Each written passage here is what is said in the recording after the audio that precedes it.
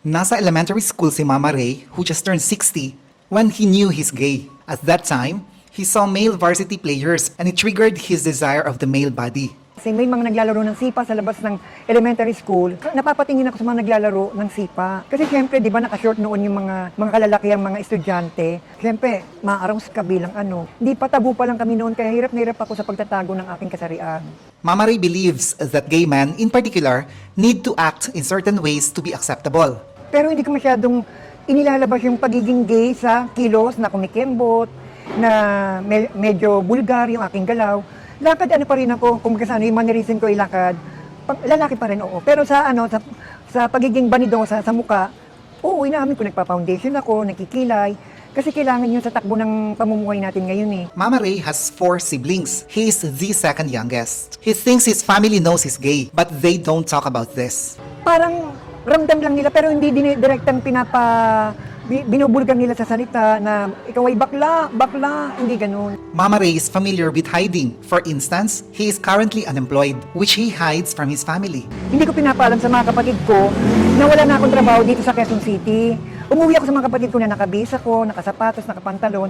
Hindi nila alam na wala akong trabaho. Ang totoo, nangangalaka lang ako. Hindi nakapagtapos sa pag-aaral si Mama Ray, which he said was due to his issues with this identity. But at his age, Mama Ray said he finally realized he'd really only be happy if he accepted himself. Mula nung high school ay lagi ako nag-stow away sa bahay namin dahil gusto kong malaman kung ano ang sarili ko, kung saan ako tutungo, kung saan ako makikibagay, kung sa lalaki ba o sa babae.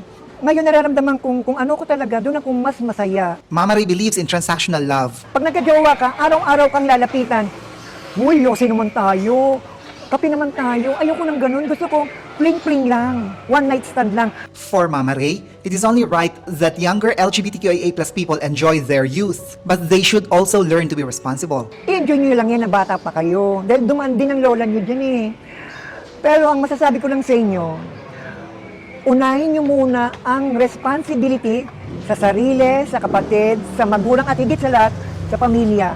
And for those who continue not to accept LGBTQIA+ people, Mama Ray said respect should be taught. After all, we are all humans. Lahat naman tayo ay pare-parehong tao. Lahat tayo may damdamin. Kaya, pakiusap ko, pwede bang irespeto nyo kami? Yun ang masasabi ko.